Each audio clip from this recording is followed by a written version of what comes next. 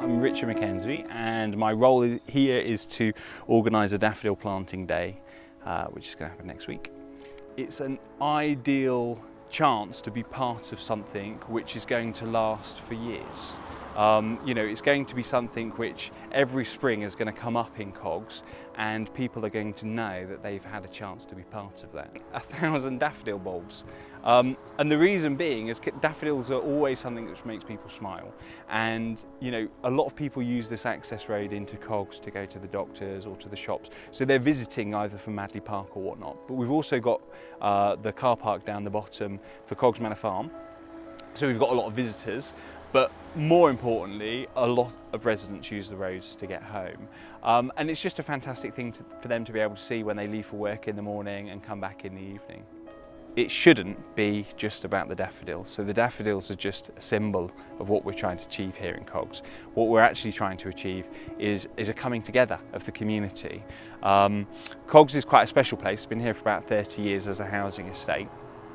And in that time we've seen a lot of people come, myself included, but also a lot of people leave.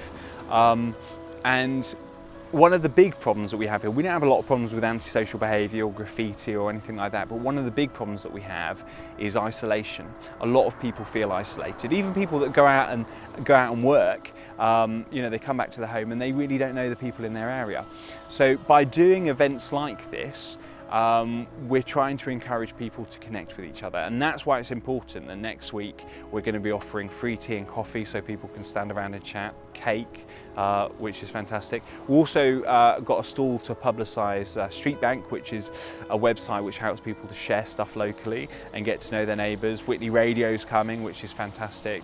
Cotsway, which is the local housing association, are coming along, and they'll be doing kids' crafts. So it's about planting something so that people can see something and they can see their efforts happening each and every year, or the effort they put in happening each and every year. But it's also about having people coming and starting a conversation, because what we found when we've had the big lunch and we've had the tree planting and various other things, what we found is that relationships have been built, and they might only be small relationships, so people will just stop and say hi as they're walking out, how are you, and things like that.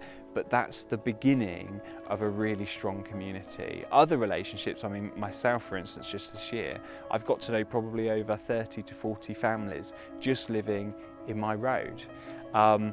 That's a great benefit to me, and it's a great benefit to them as well, because they've got to know each other.